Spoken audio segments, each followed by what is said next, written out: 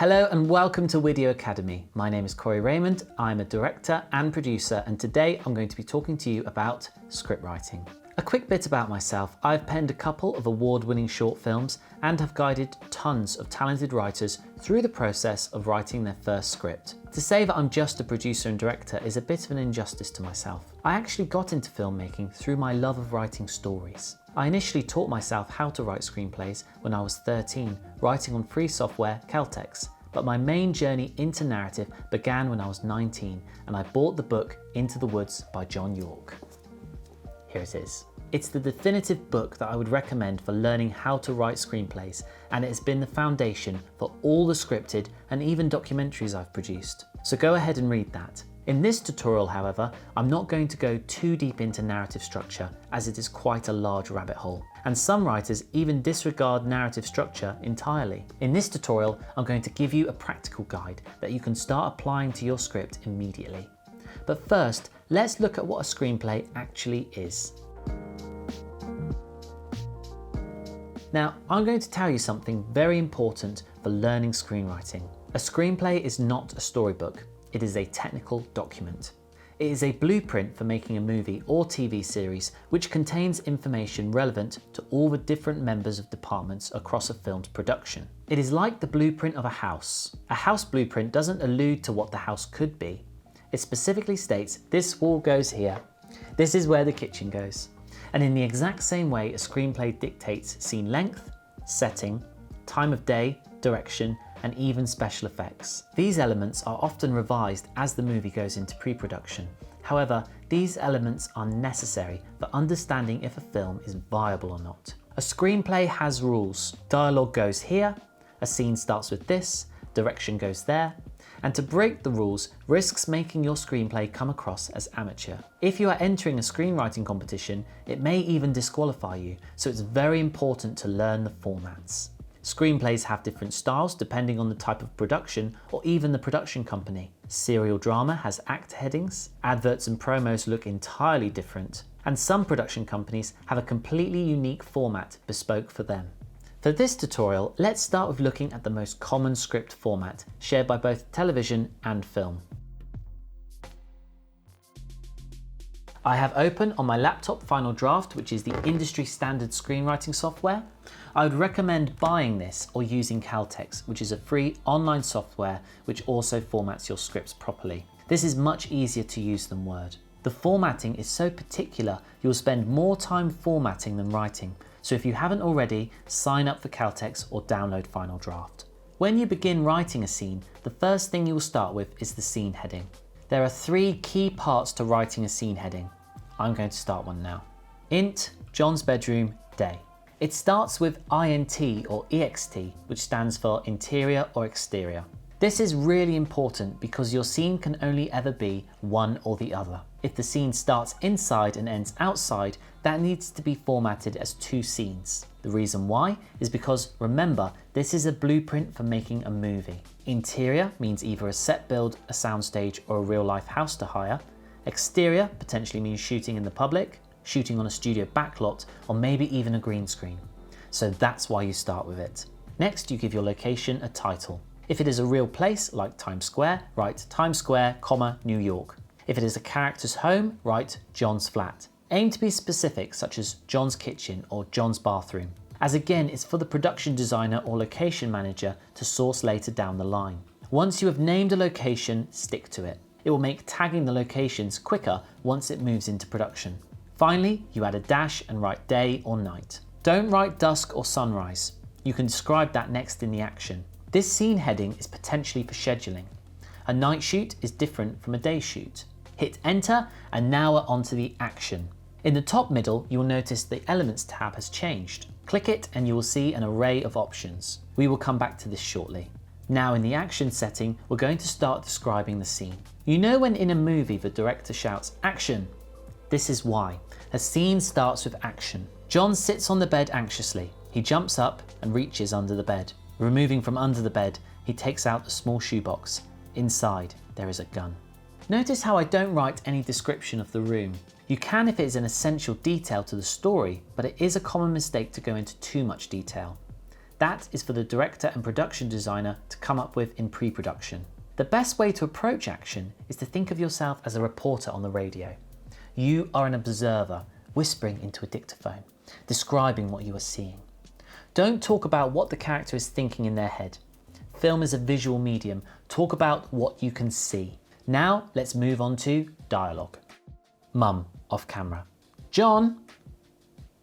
Please excuse my bad acting. As you can see here, I've swapped the Elements tab to Character, given the character a name and hit Enter.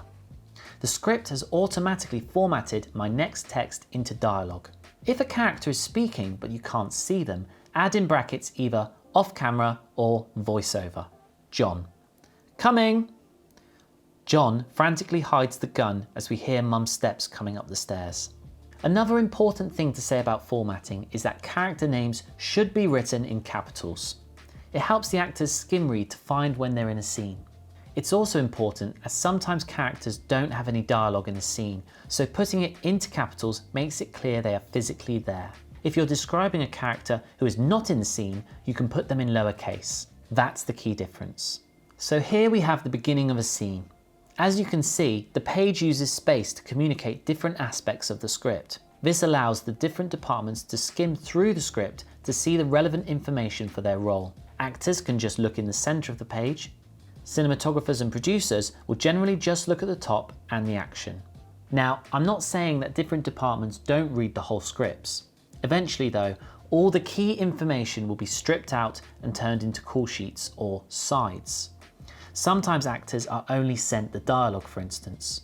So that's the basic format of a screenplay. So that's the practical foundations of writing a screenplay, but what are some of the theoretical ones and some of the misconceptions? The golden rule of screentelling is show, don't tell. But what does that mean? To understand, let's look at the pillars of storytelling. There is plot and there is story. People get story and plot confused all the time, but they are completely different things. Plot comes from the farming term plotting, i.e. planting a pillar in the ground to mark where seeds need to go. With a story, plotting works just the same. It is a pillar in the story where something happens that impacts the characters. For instance, it could be a sudden death of a distant relative, or a hurricane like in Wizard of Oz. What makes it different from the story is that it is external to the characters. Story is the opposite. Story is what is internal to the characters. You know that voice in your head that says you didn't get the job because you were having a bad day? That's a story. Or when you had to tell someone what you really thought about them because you've been pushed around for too damn long. That's also a story. A story is the meaning that defines the actions. Harry Potter doesn't fight Voldemort because he's evil. It's because he murdered his parents, thus robbing him of his identity growing up and his chance to live a normal life with kind, loving parents. He has to stop him so that he never hurts anyone again. That's the story. In a nutshell, the story is the why. The reason why the characters are who they are and why they do what they do. The plot is the circumstance, the justification for the story. Like with the farm analogy, it is the pillar in the ground where the character says no more. In a way, it is like divine intervention. If Harry Potter hadn't gotten the letter from Hogwarts, plot, he would never have known his true identity and would never have faced his parents' murderer. Story. So in a way, plot and story are different sides of the same coin. Without the writer coming in and interfering with the characters' lives, there would be no story. But a script entirely reliant on the plot has no story, and there is absolutely nothing for us to get invested in. Now let's go back to show, don't tell. Sometimes you need to make it clear to the audience what the story and the plot is. For instance, we need the audience to know that a grandparent has just died, the plot, but also why that's important to the character, the story. Let's say a grandparent has just died. We, the writer, are plotting the story now. We're putting down our seeds and saying that the story starts here. How are we going to do that? This is where our golden rule, show, don't tell, comes into play. To show something is to invite the audience to see all the details and allow them to put two and two together. To tell them is literally to have a character explain what is happening. This is an example of what not to do. Chris: "Oh no, my granddad's dead." No one would ever say that. The character is saying that because I, the writer, want the audience to know that, so I'm telling them. Now let's show it instead. Interior church, day. Chris, wearing a suit, stands beside the open coffin of his grandfather. He touches his cold hand one last time and gives it a tiny squeeze. He lets go. The casket is closed as Chris watches the funeral staff lift the coffin. Now, nowhere in here does it explicitly say the grandfather died. It shows all the key information and alludes to the important facts. Chris holds the grandfather's hand to show a close relationship. If it was a mathematical formula, it would look something like this. Protagonist plus significant person, situation or object plus a reaction equals the story.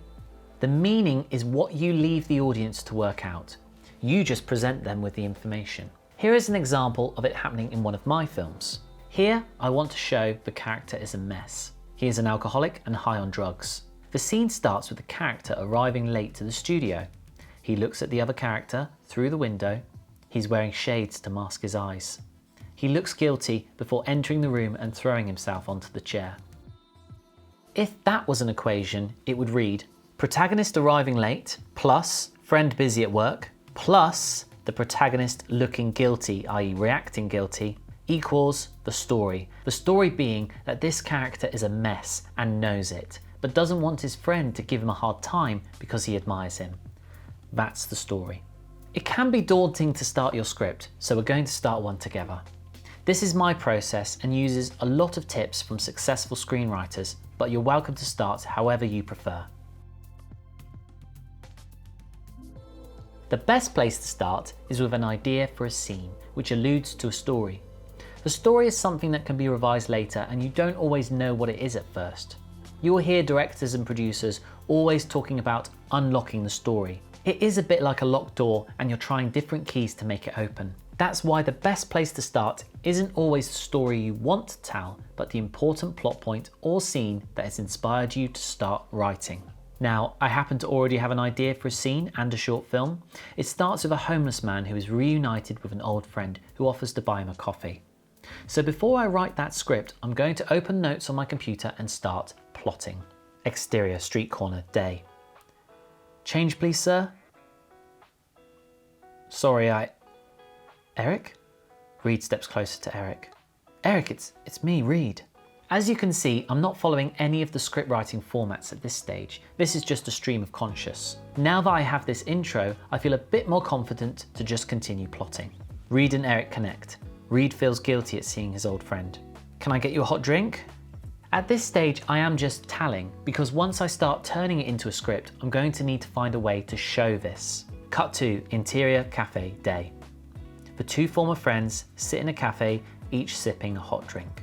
And that's all I can think of for now. But I'm confident once I start, I won't be able to stop. These notes are now ready for me to start writing this into a screenplay. You can basically stop whenever you want. You can write the whole movie like this. It's good to have a place to jot down notes before you actually start writing, because so much of writing is formatting. A bad place to start your screenplay is to paint by numbers. If you have read anything on story structure, don't start with this. Structure is something you add after you have a first draft. If you start with structure, your story will be dull and lifeless. Starting with structure is like going for breakfast in a tuxedo. Leave that for the end of the night. To get started, really let go of thinking it's the final piece.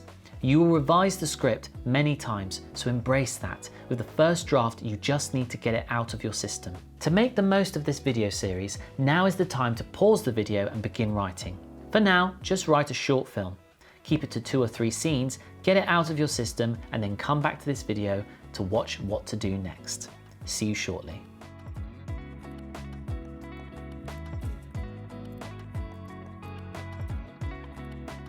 Welcome back. You should have a script now in front of you. In this part of the video, we're going to look at the script and begin to check for problems. First, let's go back to show, don't tell. Have a look at your script. Is there anywhere where your character is saying exactly what they mean? That's telling the audience. Here is an example of 2 classic lines that are often used by beginners. Harriet, I'm leaving. Tom, no, don't go. Again, no one says I'm leaving. They just leave. Look at your script. Is anyone explaining what they're going to do instead of just doing it? Get rid of the dialogue and turn that into action. Harriet goes to leave, Tom grabs her arm. No, please. The next common mistake is explaining the plot. You've been my boyfriend for years, but I think it's time to break up. No, you can't leave me. Remember all the great times we've had as a couple? Again, no one speaks like this. The reason why is these characters have been together for years. They don't need reminding of all of those great memories. The reason they're saying it is because the writer wants the audience to know it. It's telling instead of showing. It's over, I'm done. What do you mean I'm done? Don't play the idiot, Tom. Oh, so now I'm the idiot. 5 years supposedly in a happy relationship and you call me the idiot. Now, here I'm doing 2 writing tricks. The first is called mirroring. It's important characters listen to each other. In real life, you don't plan what you're going to say, you react to what the other person has given you. To capture this in dialogue, have your characters start with a clear want, in this case to leave, and have the other character compose a counter-argument using their words against them. In this case, Tom reacts by repeating what Harriet said to mock her. The second technique is to sneak the information through conflict. Harriet says, "Don't play the idiot now," which alludes to his character. We learn something about him.